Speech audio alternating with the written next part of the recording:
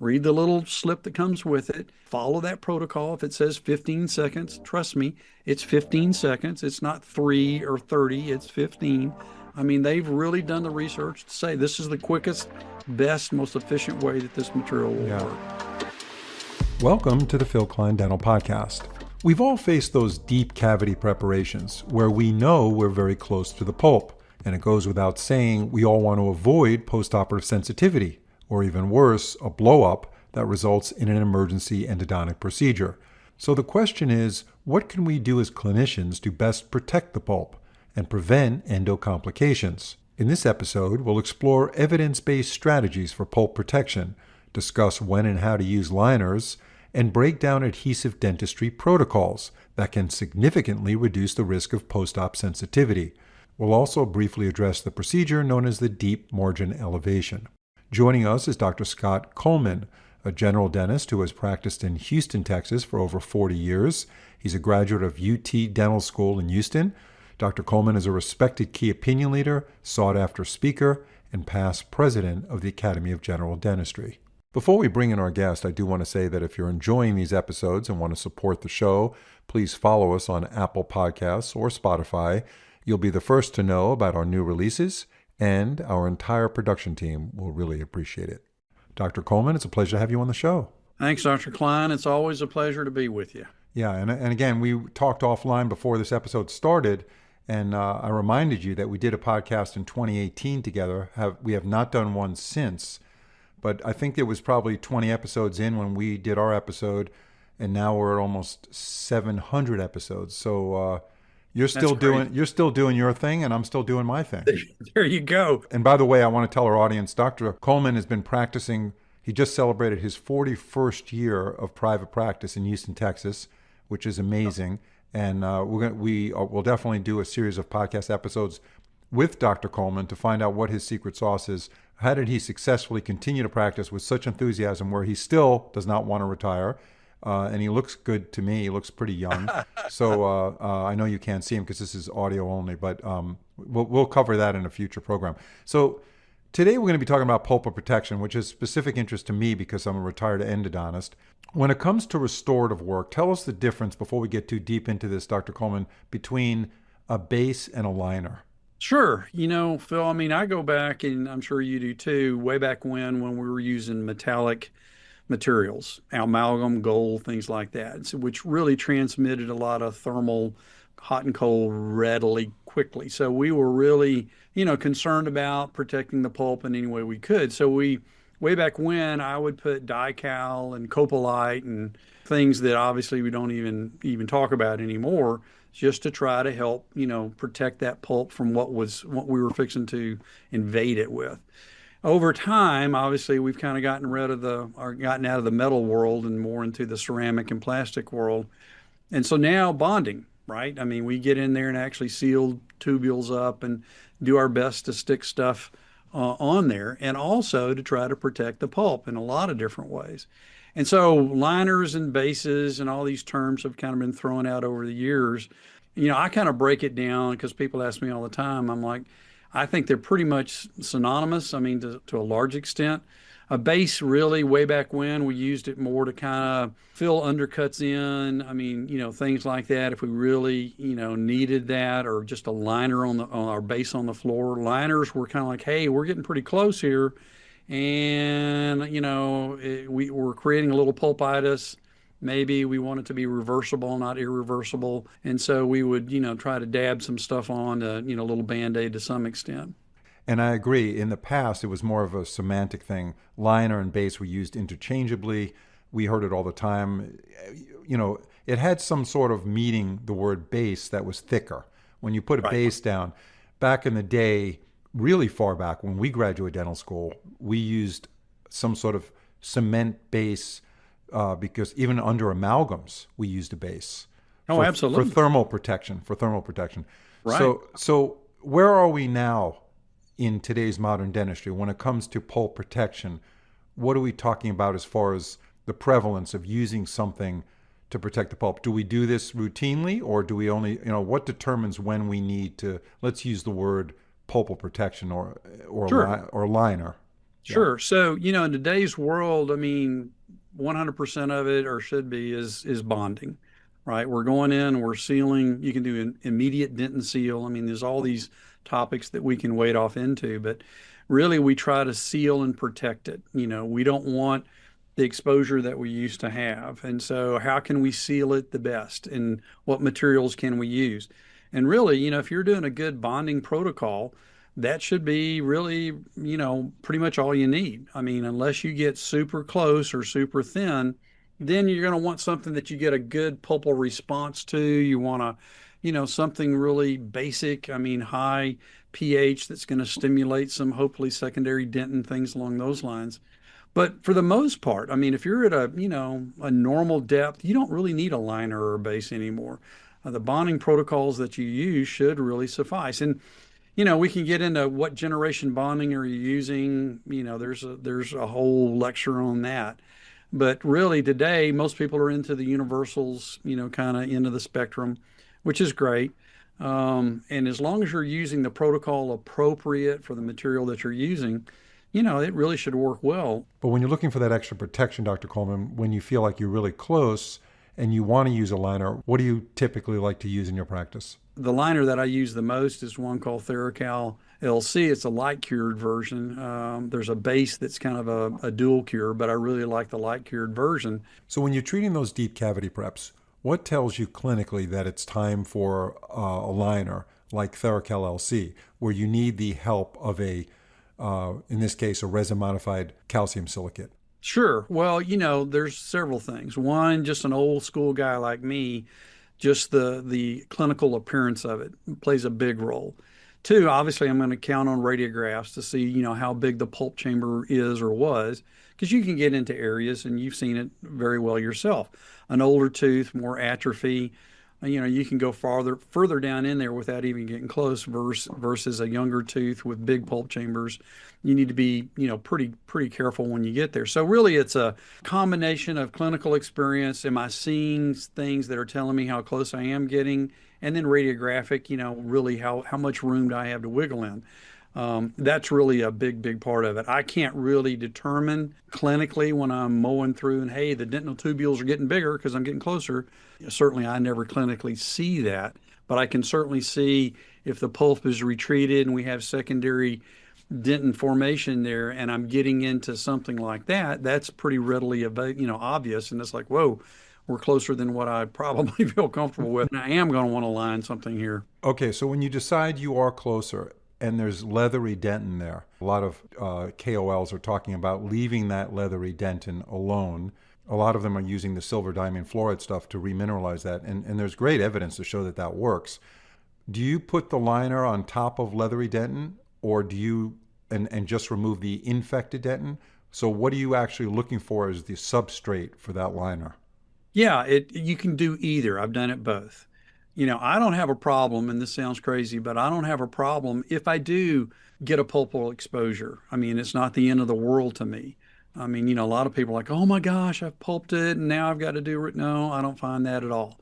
I mean, if you have mechanically, cleaned stuff out and see a little bit of pulpal exposure, that doesn't bother me in the least. Because again, I can go back through, do a little liner over that, light cured, and then just go seal it all up, and I'm good to go. But I do understand, and certainly every case is a little different, and it's really kind of a look and see. I mean, I'm a big fan of removing the decay and getting as much of the bacterial problems out of there as I possibly can. I don't intentionally go and expose the pulp every time. I certainly don't do that. But it doesn't, I'd much rather be on the safer side to make sure I've gotten rid of all that and then seal it up and protect it than to say, well, maybe I should have gone a little further or not. That's always a big question to me. So when you do get a pulp exposure, mechanical, which is, much better than obviously what, a Sure. carious exposure, but if it's mechanical where you feel like the caries didn't infiltrate the pulp, when do you determine that you can go with a product like TheraCal LC on top of it, which is that calcium silicate material, which we want on there because we get some, Right. we get some secondary bridge formation. versus sending it out to an endodontist or doing the, I don't know if you do endo in house or however you handle Yeah, that. no, I mean, I'm gonna say 90% of my endo I do myself. I'm a huge fan of the human body. And so I'm going to give it every opportunity to heal itself. So if I do a pulpal exposure like that, I'm going to seal it up, finish it off, and then I'm going to sit the patient up and have a conversation. And I'm going to say, look, the decay was deep. We're right on top of it. We've sealed it. The body's got two choices. It's either going to heal itself up and it may, be fine. If it doesn't, then we're going to have to go in and remove the dead tissue that's going to form from that. And as long as I think you do an informative decision on that and then let it see. There's plenty of cases where I thought, oh my gosh, this is going to have to be in. I mean, there's no way. And then it surprises me. The human body can say, I mean, comes in, fixes it.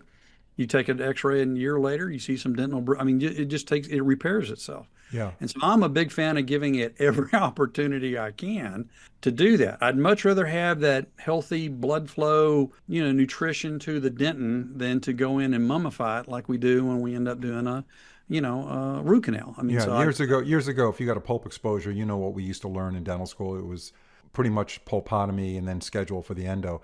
right.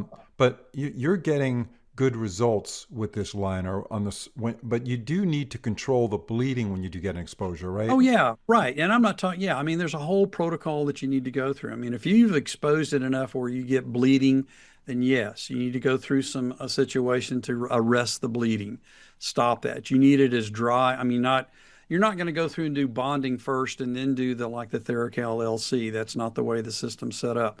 You just, get it dried down, put it in, cure it, and then go ahead and then do your bonding protocol on top of that, and then come back in with whatever restorative materials that that you're going to use in that particular case. Yeah. Now, some dentists like to stay within a given system. So you happen to like this Theracal LC as a pulp liner. Do you recommend that if you use a product like Bisco's, would you stick with the restorative material just to rule out any incompatibility issues down the road? Yeah, I mean, I always follow that if I can or if I feel comfortable with it. I mean, Bisco obviously makes, their all bond universal, which is a great one. They're one of the first true bonding companies that have been out there. So I mean, they've got a track record that's impeccable. But yeah, I mean, I think that's a great idea. Can you mix and match? Of course you can.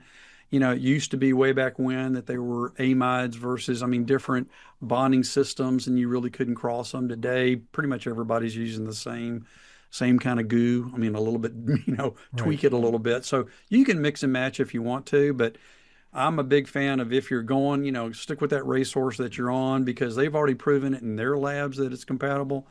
And you may run across a case where it's not, and you don't want to, you don't want to take that chance if Yeah. you don't have to. Yeah. And I think that's a good point you're making. And also, if there's troubleshooting down the road and you reach out to the company, they'll say, well, what'd you put on top of it? And Exactly. then they'll blame it on that company. Oh, of course. Finger pointing happens all the Yeah, time. right. You know that as well as I do. So Yeah. let's talk about zero sensitivity bonding. Tell us what that is and how does that relate to the pulp? Yeah. So again, we go back historically. We used to do, again, the metallic work, amalgams, gold, things like that. It was not that uncommon to have post-operative sensitivity. So that's why we would come in with the bases and everything. I mean, that was a fairly common situation. And then when we started out, even with the bonding protocols, because they were really we didn't know what the heck we were doing, and you would still have a bunch of post-operative sensitivity, curing abilities. I mean, all the factors that go into that. But in today's world, where we are today, there's really no reason at all, unless you're into an irreversible pulpitis that you're just trying your best to hang in there, that you really should have post-operative sensitivity. If you follow some of the protocols that are there, whatever manufacturer you decide to go with, make sure you understand what generation of bonding. What I find when I talk to people is they mix and match. Hey, I'm using a total etch system with one of the new universals or something like that, and I'm like, dude, let's talk about total etch versus selective etch versus no etch. I mean, you need to understand the materials and what you're using. If you follow that, trust me, in most situations, you're not going to end up having a problem. But people, they're just like, I'm used to doing this is my process, and just here's the goo I'm going to use. And it's like, well, you need to understand a little bit more about it. And I think that's where people get in trouble with Yeah. it. There's no question about it. So the technique is very important. Obviously, we've known this for a long time, but maintaining the proper technique with the newer materials where we are today versus where we were yesterday, which you just pointed out, we're in a position now where we actually can reduce postoperative sensitivity to close to zero, right? Oh yeah, Now, absolutely. what about the bulk fills where you get the polymerization shrinkage? Are we still in that stage where we have to deal with that? Yeah, so certainly you can look at bulk fills both in flowables and restoratives, and I've played with all of it. The stuff that I use today, really, I mean, that works in my hands, and that's what I always tell people. Look, I can tell you what works in this set of hands right here. That hopefully will translate into you, but it may or may not. But the materials that I use today, I can do a restorative filling. It takes me maybe 5 seconds to fill it and it's done. And it's kind of, it starts out as a flowable, but then translates more into a restorative type where you don't have to do layering. Or if I have some kind of post-operative sensitivity issue, I'm going to say 99 times out of 100 it's an occlusion. Something that I've missed or not, they were numb, they weren't biting, or some lateral interference that comes up. I'm going to say the vast majority of the time that's what it is. It does not relate back to a bonding failure or some kind of misstep in there where there was contamination. I just don't have that anymore. I really Yeah. don't. There's a technique that's been popularized, if that's the right word, called the deep margin elevation. And this is a situation where I don't know, what is it, 2 or 3 years it's getting more popular now, where Sure. the doctor is raising up let's say a class 2 on number 19 and it's a distal occlusal. Is this something you're doing in your practice? Sure. Yeah. And you and I both know that if you can get your margins up above the tissue so that they can be readily cleansed or, a much easier cleansability. And in boxes like that, you're not dealing with some kind of occlusal loads or things that you would have to deal with on really the occlusal surfaces. So you can get away with all kinds of stuff. You can do a glass ionomer buildup if you want, to get it up to the top of the gingiva and then go from whatever composite you want from there. That's not my first go-to thing. I mean, certainly if I can use the same material for all of it, that's what I'm going to do. But you certainly can do kind of like you talked about, raise the margin, sandwich technique, whatever term you want to use for that, where you can bring it up and use a different material to kind of finish it off. That works great. I don't have any problems with that at all. And I know we live in a composite restorative world now. That's what dentists are using. They love it, and it looks beautiful, and it bonds great.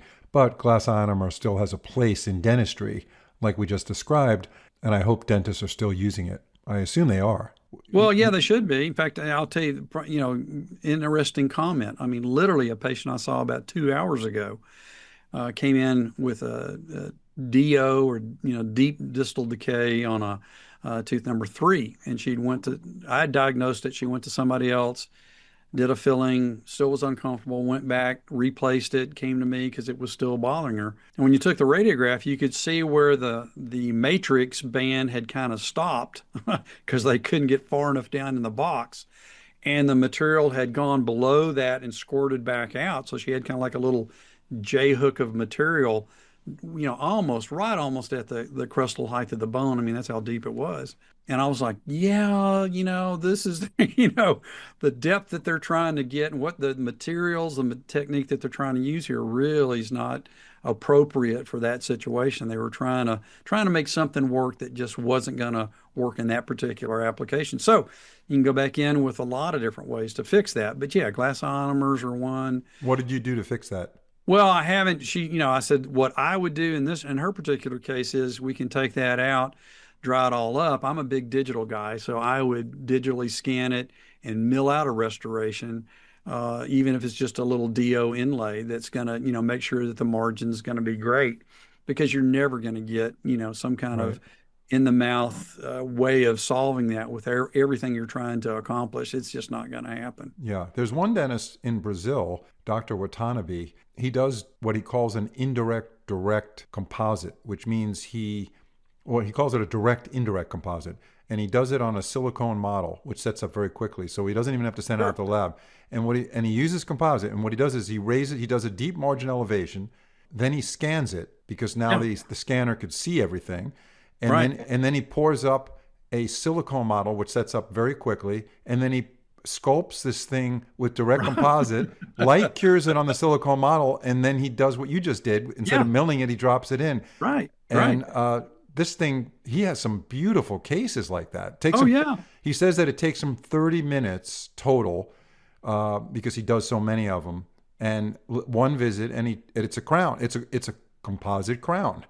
right. That yeah. So Sure. No, that's brilliant. I mean, yeah. and I mean, he's dead on. There's nothing wrong with that. I mean, again, it's a different skill set, and right. not everybody's going to have that, but you can certainly develop that. Right, But exactly. But you know, what you're saying though, Dr. Coleman, is that you when you just saw this patient 2 hours ago, it was clear to you that they went beyond what that material was designed to do with the armamentarium they had right, chairside. It was wishful thinking, in other words. right, right. Yeah, it just wasn't going to make it, Yeah, and she's still in pain, and it's like, yeah, there's no way that you're not. That is not going to work there. yeah, I don't care who you are. It ain't going to happen. right. So let's pivot back to the liner that you talked about earlier, Theracal LC. You mentioned that it has a very high pH. It has an alkaline chemistry. Why is that important to the pulp and for pulpal protection?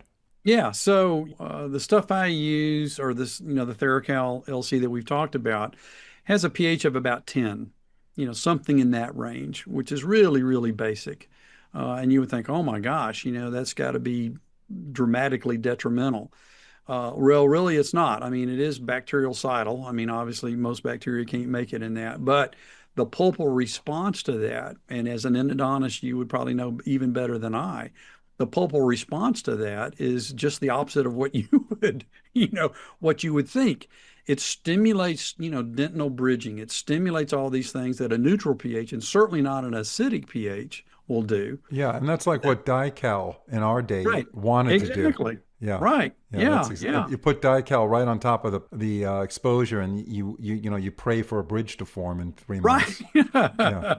So as we wrap up this episode, Dr. Coleman, and it's been very enlightening, with your 41 years of experience, a lot of years, what recommendations would you give to our audience about adhesive dentistry that are so important to achieving retention, pulpal protection, and zero postoperative sensitivity? Right. So, again, we can talk about a wide range of things, but to me, I don't care what protocol that you're using, what materials that you're using. There's two big, big factors that I find 100% of the time are going to make a major difference. And obviously, bonding to enamel is a no-brainer. You don't have to worry about that. I mean, that's pretty much a given.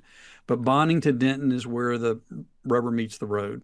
And in that factor, I'm a huge fan of once you've cleaned it up, gotten rid of whatever it is that you're doing, and you're ready to restore it. A lot of times it's real simple for people just to take their air syringe and just dry it down to nothing and then start to apply their bonding agents, either, a two-step or primer and adhesive or a universal combination, whatever it may be. And I've talked to too many chemists that are involved in all that to know for a fact you're way better off if you try to bond to moist dentin, not wet and not dry, even though the solvents that they put in the bonding agents, the water, acetone, alcohol, and they do a great job with that. But they will 100% tell you, yeah, if we could convince people to moisten the dentin a little bit so that we get those, collagen fibers all fluffed up before we, interject what we want to, get in there and bond with, that makes a big difference. So step one, make sure you have a moist dentin bed before whatever protocol you're going to use, that you start. That's number one. Number two is once you do your adhesive, again, whichever system you want to use, do not move on. Do not go past that until you have glossy dentin. I don't care how many layers you have to put. I don't care how much you have to blow it dry. But if it's still dull, you need to put some more material in there. It needs to be a glossy dentin before you bond or try to, whatever you're going to do, that's going to tell you that the adhesion of that dentin is going to be as good as it's going to get. So moist dentin to begin with, glossy dentin before you move on to the next step. Those are the two biggies that I find, more people mess up on than anything else. Yeah, no, great advice. And how do you know that these dentists that you're talking about are missing out on this technique? Do you teach in front of a group Yeah. and they all Oh, raise their yeah. hand, admit they're doing it wrong? No, no, no. Nobody admits it. I mean, nobody admits it. But when you get right down to it, it's like, okay, well, tell me, show me what you do. Oh, well, I do this, and then my assistant does this, and they kind of walk through it, and I'm like, okay, and what material are you using? Well, I'm using this and this and this, and I'm like, okay, so you're mixing and matching. I mean, again, you're doing a total etch system that's really, the materials designed for no etch, or you're doing, it's really becomes very obvious. And then when you say, okay, and if you graphically show them, here's what desiccated dentin looks like. Here's what, moist dentin looks like. And here's what the material looks like when it's flowing in there. And here's what you're trying to accomplish. You can see the little lights kind of go off on their head going, ah, and you show them pictures. Here's dull dentin, here's shiny dentin. And what do you think the bond strengths are in these two materials? And I mean, it's just it's an eye-opening experience for people because they'll say, well, I still have, post-operative sensitivity a little bit. And, what do you think? And I'm like, well, just explain to me what you're using, how you're using it. And 99 times out of 100, you can find steps that are like, okay, well, here's just change these few little things, and you'll be amazed at how well the system's going to work. Yeah, that's very well said. And the thing is, the research and development that goes into the chemistry Oh, in these materials, and then for the dentist, that I'm not trying to say that it doesn't take a lot of skill to be a dentist. It does, but you got to follow the technique exactly the way the manufacturers designed it, so that it fits with all the R&D that went into developing those chemicals. oh, absolutely. Yeah, I mean, they can't come into your office and put this in the mouth. That's your job, and so you got to pay attention and respect the R&D that went into these materials, because the only way they're going to work where they get the results like you're looking for with zero post-operative sensitivity is to do the technique according to the way they were designed to be put in. And you have to respect that as a dental practitioner. Oh, absolutely. Yeah. And one of the interesting things, because whenever I talk to the true chemists that are doing it, they get so frustrated because dentists don't follow. And so that's what, if you stop and think about it, why are they adding etch and, Right. why are they combining all this, trying to get it to one simple step?